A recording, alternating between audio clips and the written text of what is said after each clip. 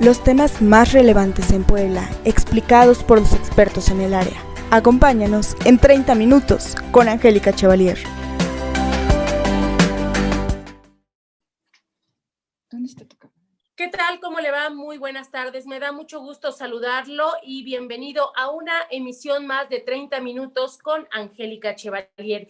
Y en esta ocasión me da mucho gusto saludar a nuestra invitada del día de hoy, a la doctora Beatriz Villegas González. Ella es cardiólogo intervencionista, es jefa de división de cardioneumología y cirugía cardiovascular del Hospital de Especialidades del Centro Médico Nacional Manuel Ávila Camacho. Doctora, bienvenida. Muchas gracias por aceptar la invitación. Al contrario, muy agradecida con ustedes y pues estoy para servirles. Doctora, pues vamos a abordar un tema que ahorita está muy en boga y es precisamente parte de lo que es el coronavirus. Hay muchos mitos, hay muchas cosas que son realidades, pero qué mejor que acercarse a las personas que saben, a los expertos, para que nos despejen todas estas dudas. Y si le parece, doctora, iniciamos con qué son o qué es el coronavirus. Bueno, fíjate que el coronavirus es bien interesante cuando ahondas un poquito más que de una entidad patológica que existía, se fue descubierta desde 1960, fíjate, hace más de 60 años prácticamente, identificada en animales inicialmente y después se identificó en humanos porque empezaron a haber infecciones leves respiratorias. El coronavirus, tú sabes que se identifica, o el nombre lo tiene, por la morfología que tiene la superficie de este virus, que es especie de espículas o corona, ¿verdad? Que le dan el nombre. Entonces, se empezaron a ver estas infecciones leves, casi asintomáticas, y se empezaron a identificar diferentes tipos de coronavirus. Sin embargo, estos tipos de coronavirus se identificaron a veces, en ocasiones, en personas que presentaban cuadros más agresivos y más severos. Y entonces ya se hizo la división entre coronavirus que pueden atacar de manera severa al ser humano, que también están en los animales, insisto, y que, por ejemplo, se identificó como el MERS-CoV, el cual es el coronavirus del Mediterráneo, que produce un síndrome respiratorio agudo, que se le lleva del Mediterráneo, y luego vino el coronavirus COVID-19, a donde se ve que la infección respiratoria o la infección en general, ¿verdad? El proceso inflamatorio es una tormenta muy severa inflamatoria y que puede ser letal en el ser humano. Y bueno, entonces es cuando se empezó a averiguar más y sobre todo cuando se empezó a dar esa propagación tan importante a nivel pandemia. Sin embargo, doctora, este coronavirus o los síntomas, por así decirlo, no son los mismos a todos los seres humanos que de alguna manera son contagiados. ¿A qué se debe esto? Bueno, mira, eso es algo bien interesante porque es como todas las enfermedades. Aquí se ha identificado a través del tiempo que qué personas empezaban a tener o dónde se vio primero el coronavirus. Bueno, pues eran personas con compromiso de salud, como serían las personas con inmunodeficiencias, ¿verdad? En personas embarazadas, a veces hasta en niños se había identificado, muy poco, pero se había identificado. Y después, ya con el aumento de casos, se identificó que personas con comorbilidades, como las llamamos los médicos. ¿Qué quiere decir comorbilidades? Que tienen alguna enfermedad crónica en su haber de salud, como es la hipertensión, como es la diabetes, como es el paciente con insuficiencia renal, a donde su salud está mermada por algún proceso crónico que viene padeciendo, ¿verdad? La hipertensión. Eso era uno de los grupos de edad con más afectación por este coronavirus, o sea, más vulnerable a complicaciones y que resistía menos el ataque de este virus. Sin embargo, todas las mutaciones que se han dado a lo largo de un poco más de un año que ya llevamos con esta pandemia a la actualidad, han hecho a este virus todavía más fuerte, más potente, y como usted lo decía, las personas que estaban de alguna manera en riesgo eran las personas mayores a 60 años o que tenían algún padecimiento crónico degenerativo, pero actualmente ya no. ya también son vulnerables los niños, ya también son vulnerables los jóvenes. Entonces, todo este proceso ha ido cambiando en base a todas estas mutaciones que se ha dado, ¿no? Así es, pero fíjate que aparte de esto, y bueno, me atrevo a decirlo no con una publicación científica como tal, pero sí con cierta tendencia a ver qué está pasando en nuestros gente joven, ¿verdad? Porque el promedio de afectación, incluso en nuestro país, que se tenía identificado durante todo el año pasado en las estadísticas que se tienen, al menos de manera oficial, el grupo de edad que más a donde afectaba alrededor de los 60 años. Ujú. Sin embargo, ahora esa edad ha ido bajando, ¿no? Y ya tenemos pacientes de 40 para arriba, ¿no? Sin embargo, te puedo decir que estamos viendo pacientes ya más jóvenes, menores de 30 años, sin comorbilidades, que pueden llegar a presentarse ya en una unidad hospitalaria con un estado muy grave, muy avanzado de enfermedad. Pero aquí juegan muchos factores. Yo creo que, digo, hasta ahorita hemos identificado solo una cepa, una variante de la cepa, del coronavirus, de estas mutaciones en México, la inglesa. Sin embargo, creo que mucho que juega el papel en el deterioro de la salud es lo tarde que aceptamos que podemos tener la enfermedad, la posibilidad de la enfermedad, que no le hacemos caso a esos datos leves de gripa, ¿verdad? Que tratamos de justificarlo de todo. No es que me enfrié, no es que tomé cosas frías, no es que me mojé, es que no me bañé, es que no me tapé. Y esa, ¿cómo te diré? Dolor de garganta, ese malestar general, esas altrajes, esas mialgias, ese dolor de cabeza, lo podemos distribuir a todos. De repente ahí te dice, oye, ¿por qué no te haces la prueba y demás? Y creo que es ahí a donde empezamos a jugar el papel de tardío en el diagnóstico de la enfermedad, dejamos evolucionar esa tormenta inflamatoria que produce este virus, y muchas veces cuando el paciente, de que bueno, que soy joven, puedo resistir, voy a ir bien, ha sido tardía la decisión, pienso yo, que es uno de los factores que más está jugando un papel. No acuden de manera temprana a la valoración de un especialista, ¿verdad? Porque muchas veces las pruebas rápidas salen, me hice una prueba rápida o me hice una prueba serológica y salió negativa. Muchas veces depende de la carga viral que tengas, del tiempo en que estás o la carga de antígenos que tengas, ¿verdad? Porque puedes tener la enfermedad con baja carga, exposición al antígeno, y entonces a lo mejor estás asintomático y eres portador y no te das cuenta, pero puede ser que te vuelvas a exponer a una carga viral muy fuerte, y entonces sí, la carga de estos antígenos es tan importante que empieces a desarrollar la enfermedad sintomática y ya con una afección a varios órganos, empezando por el pulmón, ¿verdad? Y eso creo que está jugando un papel importante. Y la otra, ¿no? Que a lo mejor los tratamientos que empezamos a automedicarnos, que somos muy afectos a eso, incluso los profesionales de la salud, nos hace tardíamente tomar una buena decisión o dosis incluso de medicamentos. Entonces, son varios los factores que están jugando a esa vulnerabilidad que pretendíamos que estaba guardada para la gente joven y que no es así, ¿no? Estamos viendo que la gente joven, la gente de edad promedio, la gente trabajadora, ¿verdad? Se está contagiando y está acudiendo ya con más enfermedad, progreso de la enfermedad, vamos, a las unidades hospitalarias. Doctora, quiero entender que si es detectado a tiempo, si se trata uno de manera inmediata, que siente uno esos síntomas, es curable o se puede prevenir o no se puede de alguna manera agravar más la enfermedad. En esta enfermedad en particular, y sí quiero ser muy precisa, hay que particularizar en esta entidad que para todos es nueva, empezando por una servidora, no quiero ser, y no es falta modestia, es que más que prevenir, porque no hay ningún tratamiento hasta ahorita que realmente esté evidenciado que pueda prevenir el coronavirus, es estratificar en qué etapa estás. Primero, si tienes coronavirus. Y segundo, si lo tienes, en qué etapa de la enfermedad tienes, una etapa leve, una etapa moderada severa, una etapa severa.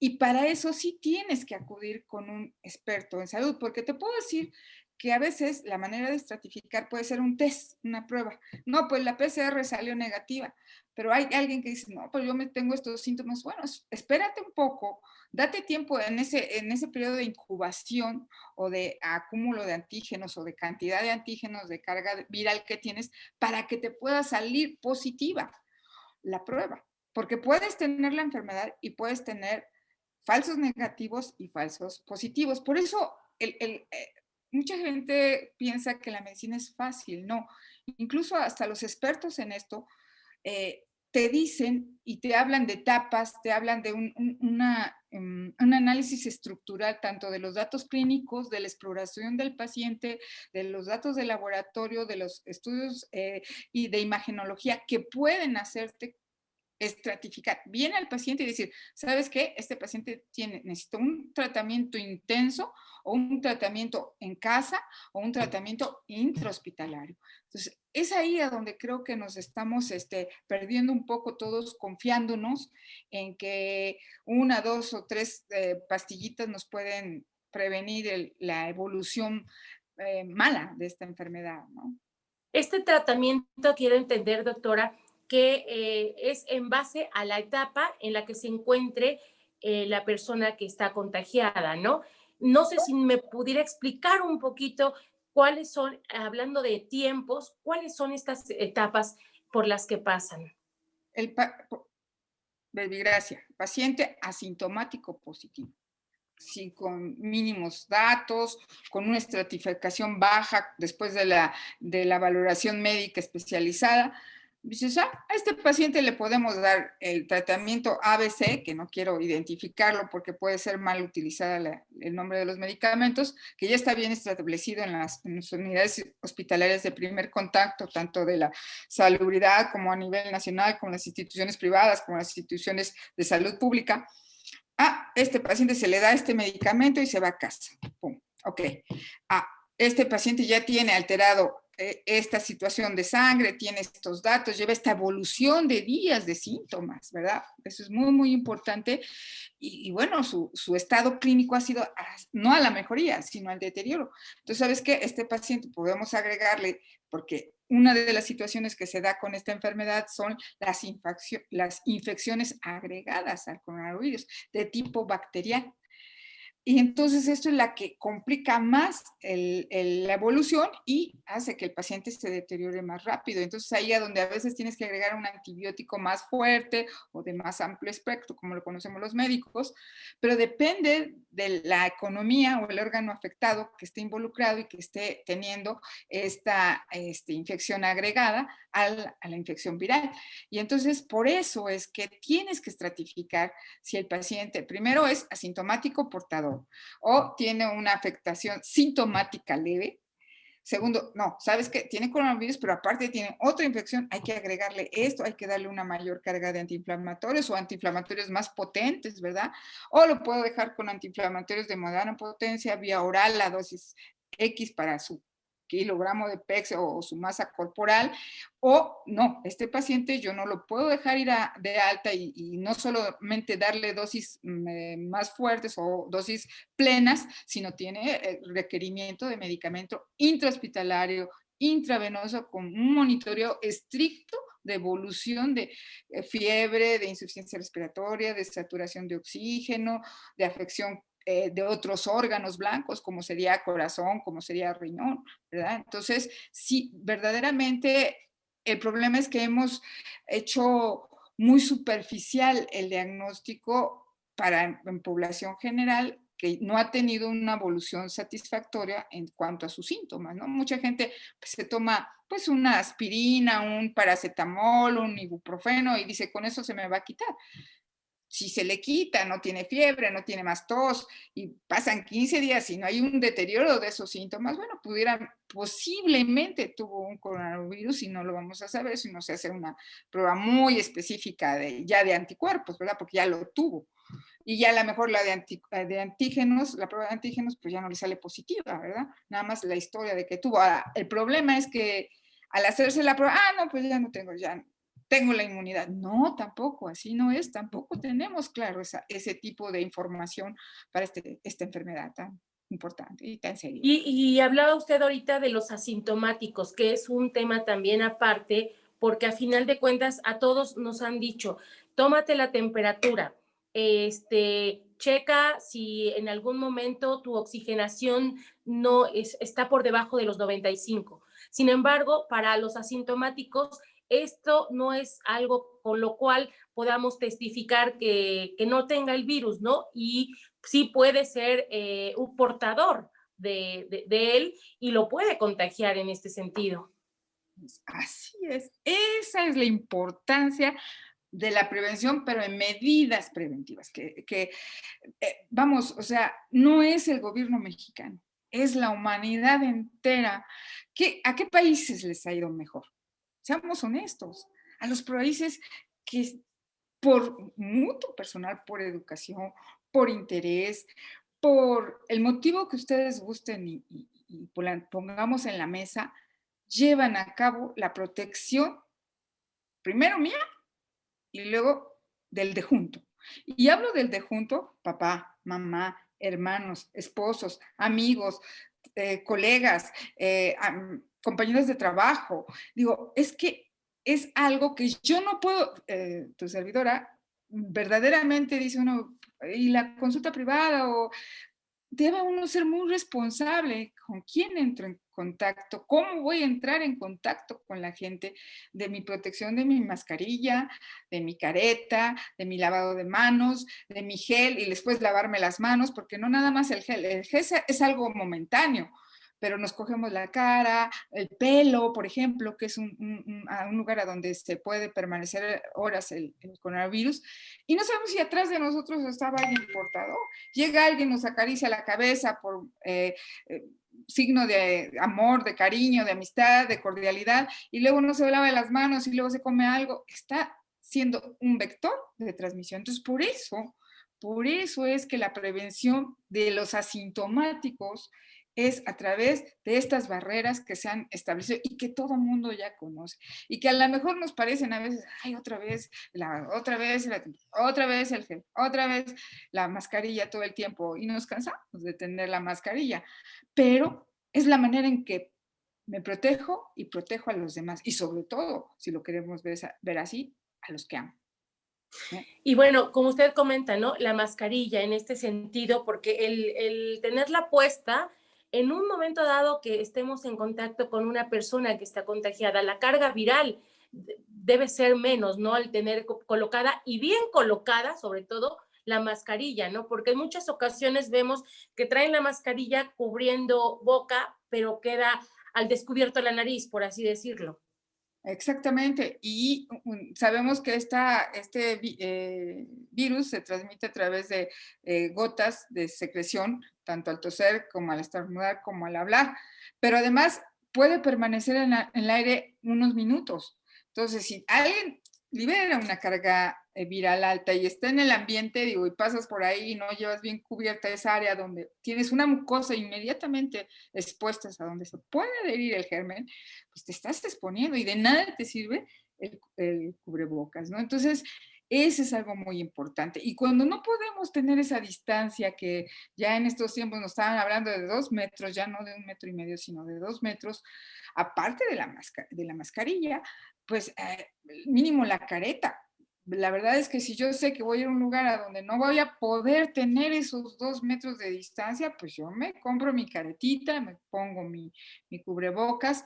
El cubrebocas es solo, ¿verdad? Cuando tienes lentes y tienes cubrebocas N95, por ejemplo, que es de uso intrahospitalario, pero que en muchas ocasiones, en lugares donde no hay ventilación, pues pudiera ser recomendable. Y si no puedo, no está a la mano un cubrebocas con cierto porcentaje alto de no filtración de germes de este tamaño de partículas, pues mi careta. Y la careta se puede lavar con agua y con jabón y la puedo ir trayendo todo el tiempo que estoy fuera de casa. Hay veces que se nos acercan sin que uno quiera, ¿no? Simplemente en el súper, aunque uno vaya, incluso a veces yo tengo que ir con esta vestimenta, se sabe que es de alguien de actividad hospitalaria, obviamente no es la que uso si yo entro a un lugar a donde hay contaminación, y aún así la gente se acerca a uno, ¿no? No tiene la distancia adecuada. La verdad es que es cuestión de cultura de nosotros mismos y de preocupación por nosotros y por el otro. Doctora, los zapatos, caminamos. Es un factor muy importante, creo, de la propagación porque pues con ellos recorremos por todos lados y que no nos imaginamos ni por dónde cruzamos que quizá pasó alguien por ahí, ¿no? En ese sentido. Y estornudó y sacó una gran... Ajá. Definitivamente, los tapetes con desinfectantes, los desinfectantes hay que ponerlos en las superficies, en las superficies duras como los zapatos, como las superficies que tocamos, los mus, por ejemplo, que hay que tener mucho cuidado con qué tipo de desinfectante ponemos en los aparatos eléctricos, es algo bien interesante, incluso en el celular, pero que debemos desinfectar. ¿Por qué? Porque es un vector los zapatos. Voy a entrar a mi casa, si no me lo desinfecto, voy a pasar a la cocina, al baño, al rato se me cae algo, se me cae un peine, se me cae algo, lo vuelvo a tomar con la mano. Y como estoy en casa, no me lavo las manos, ¿verdad? Y es igual que las bolsas que traemos del supermercado. Entonces, sí, todas las superficies que vienen del exterior hacia adentro de la casa hay que desinfectarla. La ropa, por ejemplo, que dices, bueno, voy a la calle, bueno, pues trata de llevar ropa que te vayas, el cambiarse de vestimenta después de que sale uno a la calle y regresa a una casa, eso existía desde hace muchos años, bueno, cuando a mí me educaron, de que había ropa para la casa y había ropa para la calle, y fíjate cómo nuestros ancestros no estaban tan equivocados, ¿no?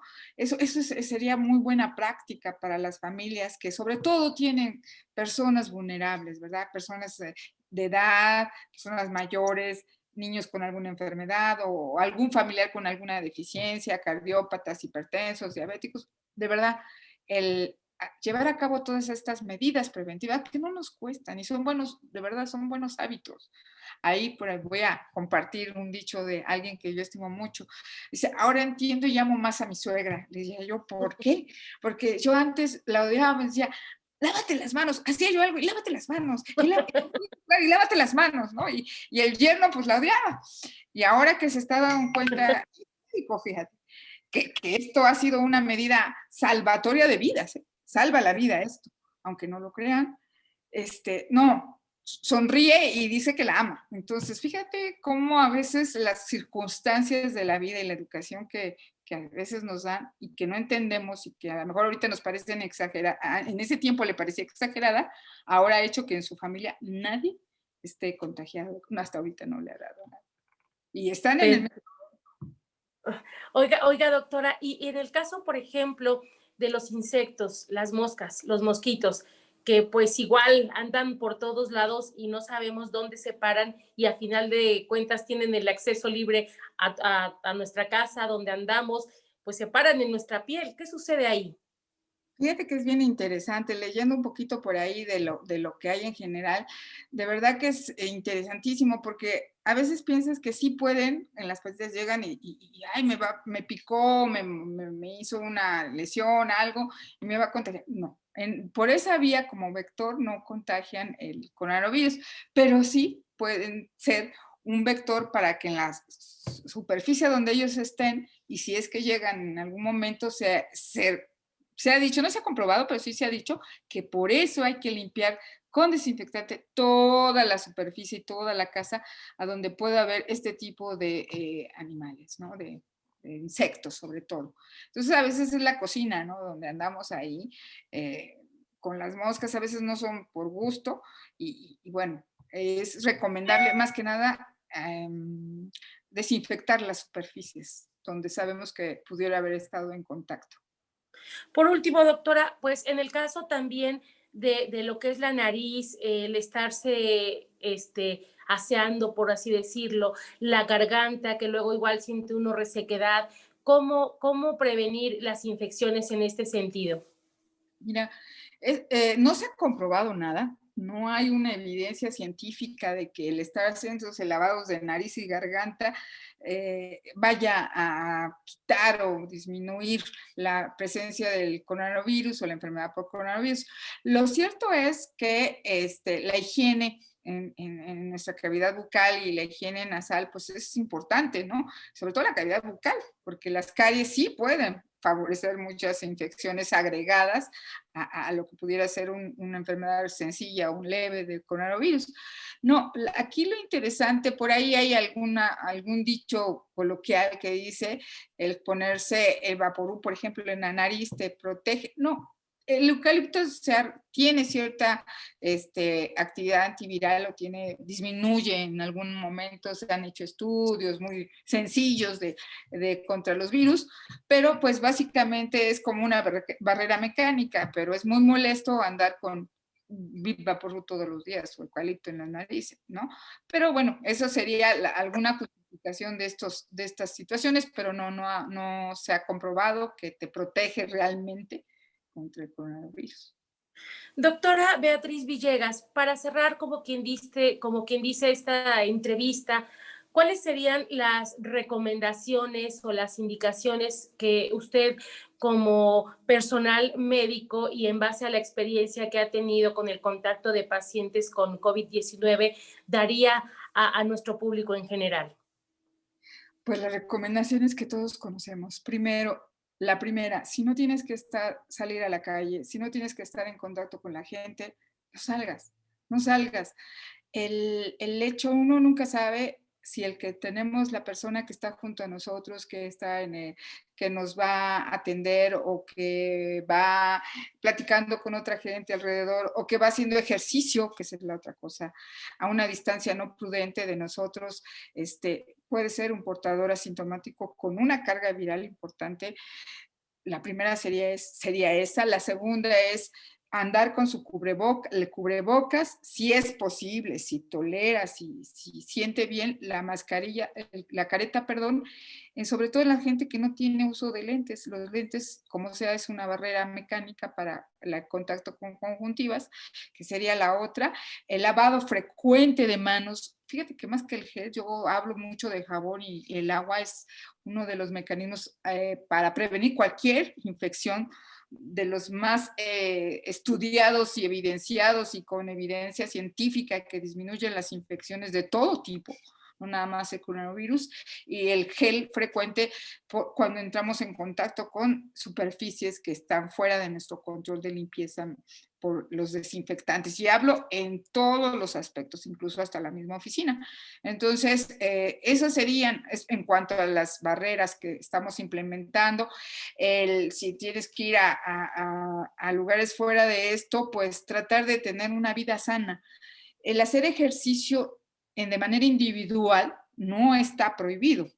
Lo que no está bien es que yo, por ejemplo, vaya a hacer ejercicio y vaya junto de mí a unos metros, pocos metros, una persona corriendo, que no sé si esté sino se dice que entre más distancia hay entre un corredor y otro, pues mejor es la manera de hacer un ejercicio al aire libre, ¿verdad? De manera individual, eso es lo más importante. Lo segundo es comer bien, tener una vida sana. Alimente el plato equilibrado que tenemos enfrente, lo que es las verduras, las proteínas, sobre todo las proteínas de origen vegetal, las proteínas de origen animal, las frutas, que somos un país tan bendecido con las frutas en nuestro país, que no, realmente las frutas de temporada no son de una carga aminosa económicamente hablando. Digo, la verdad es que es el equilibrio, es buscar